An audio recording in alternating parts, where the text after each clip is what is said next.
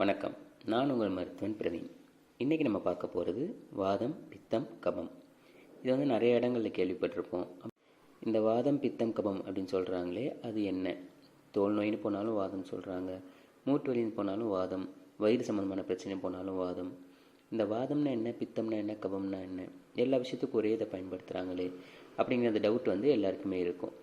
இது சித்தர்களோட முதல் தத்துவத்தை சொன்னால் தான் புரியும். அதாவது அண்டத்தில் உள்ளதே பிண்டம், பிண்டத்தில் உள்ளதே அண்டம். அப்படின்னா பிரபஞ்சத்தில் என்ன நடக்குதோ அது எல்லாமே நம்ம உடம்புலையும் நடக்குது அப்படிங்கிறது தான் அந்த தத்துவத்தோட அர்த்தம். இந்த பிரபஞ்சத்தில் பஞ்சபூதங்கள் தான் இருக்குது. அதாவது அதுதான் இந்த பிரபஞ்சத்தை இயக்குது. அதே மாதிரி தான் நம்ம உடம்புலையும் பஞ்சபூதமால தான் உருவாயிருக்கு அப்படிங்கிறது சித்தர்களோட கூட்டு. இதில் நம்ம பிரபஞ்சத்தில் பார்த்தோன்னா நிலம், நீர், தீ, காற்று, ஆகாயம் அப்படின்னு 5 பூதங்கள் இருக்குது. இதில் நிலமும் ஆகாயமும் நிலையான பூதங்களாக சொல்லப்படுது. அதாவது அதில் எந்த மாற்றங்களும் தானாக இயல்பாக நடக்காது. ஆனால் இந்த தீ, நீர், காற்று இது 3 நிலையற்ற பூதங்கள். இதில் ஏற்படுற மாற்றங்கள் அந்த நிலத்திலையும் சரி ஆகாயத்திலையும் சரி மாற்றங்களை உருவாக்கும். அது நிலையான பூதங்களில் மாற்றத்தை ஏற்படுத்துறது இந்த நிலையில்லா பூதங்கள் தான். அதுக்கு எடுத்துக்காட்டுன்னு பார்த்தோன்னா, இப்போ நிலம் வறட்சி அடையணும், இல்லை உங்கள் நிலம் வெடிப்பு வரணும், இதுக்கெல்லாம் என்ன காரணமாக இருக்கும்? ஒன்று தீபூதம், இல்லாட்டி காற்று பூதம். இது 2ஆல் தான் நிலம் வறட்சி ஆகும்.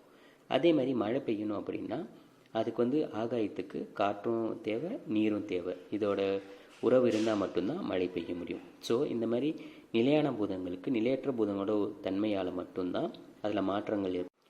அது போலவே தான் நம்ம உடம்பில் மண்பூதம் தான் உடம்புலோட மொத்த உருவாக்கத்துக்கும் காரணம். அதே ஆகாயம் மனசுக்கானது. ஸோ மண்ணை உடலாகவும் ஆகாயத்தை மனமாகவும் கொண்டு மீத நடுவில் இருக்க 3 பூதங்கள் தீ, நீர், காற்று, இந்த 3 பூதங்கள் நம்ம உடம்போட இயல்பான வேலைகள் செய்கிறதுக்கும் இயக்கத்துக்கும் மூலமாக இருக்கிறதா நம்ம நம்புகிறோம். அதே மாதிரி இதில் வாதத்தை பிரம்மாவாகவும், இது பித்தத்தை விஷ்ணுவாகவும், கபத்தை ருத்ரனாகவும் கொள்ளப்படும். அதாவது வாதம் உருவாக்கத்துக்கும், பித்தம் காத்தலுக்கும், கபம் அழிக்கிற தன்மை கொண்டதாக நம்ம சித்தர்கள் சொல்லியிருக்காங்க.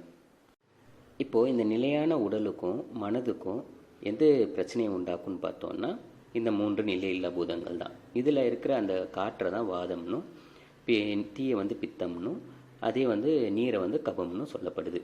இது 3ல் ஏற்படுற மாற்றங்களால் தான் உடம்புல உருவாகிற நோயிலேருந்து, உடல் வளர்ச்சியிலேருந்து, உடலில் செயல்படுற எல்லா செயல்பாடுகளும் இந்த 3 பூதங்களால் தான் உருவாகுங்கிறது தான் நம்மளோட அடிப்படை தத்துவம்.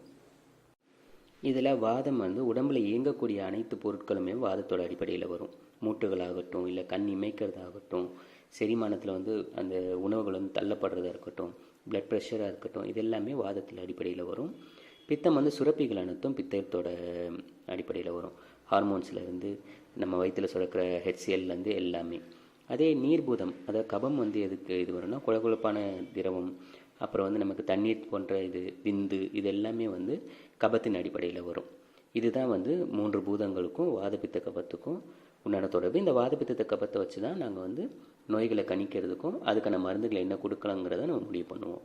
இப்போ வாதம், பித்தம், கபம் அப்படிங்கிறது 3 ஒன்று தானான்னு கேட்டோன்னா அப்படி கிடையாது. அதாவது வாதமில் 10 வகையான வாதங்கள் இருக்குது. பிராணன், அபானன், வியானன், சமானன், இந்த மாதிரி ஒரு 10 வகையான வாதங்கள் இருக்குது. பித்தத்தில் 5 வகையான பித்தம் இருக்குது. கபத்தில் 5 வகையான கபம் இருக்குது. ஸோ இதெல்லாம் வச்சு நம்ம பிரித்து நாடியில் எப்படி இருக்குது என்னங்கிறத பார்த்து அது என்ன நோயை உருவாக்கலாம். ஒவ்வொரு வாதமும் தனித்தனி நோய்களை உருவாக்கும். ஒன்று மூச்சு பிரச்சனையை உருவாக்கும், இன்னும் செரிமான பிரச்சனையை உருவாக்கும். இந்த மாதிரி வாதத்தில் வகைகள் இருக்குது. பித்தத்துலேயும் கண்ணை பாதிக்கும் சிலது. இந்த மாதிரி நம்ம பிரித்து அது என்ன நோய்க்கு நம்ம என்ன மருந்து கொடுக்கணும் அப்படிங்கிறத பார்க்கணும். அந்த மருந்துகளும் பஞ்சபூத அடிப்படையில் தான் கொடுப்போம், இல்லை சுவை அடிப்படையில் கொடுப்போம். எல்லாமே நம்ம சித்த மருத்துவத்தில் பஞ்சபூதங்கள் அடிப்படையில் உருவாக்குறது தான். இதுதான் சித்த மருத்துவத்தில் பயன்படுத்துகிற வாதம், பித்தம், கபம் அப்படிங்கிறதுக்கான ஒரு எளிமையான விளக்கம். இந்த வீடியோ பிடிச்சிருந்ததுன்னா லைக் பண்ணுங்கள், ஷேர் பண்ணுங்கள். இன்னும் இந்த மாதிரி வீடியோஸ் எல்லாம் பார்க்கறதுக்கு நம்ம சேனலை மறக்காமல் சப்ஸ்கிரைப் பண்ணிடுங்க. பக்கத்தில் இருக்க பெல் ஐக்கான் அழுத்திடுங்க. அப்போ தான் நான் போடுற வீடியோலாம் உங்களுக்கு உடனே காட்டும். நன்றி.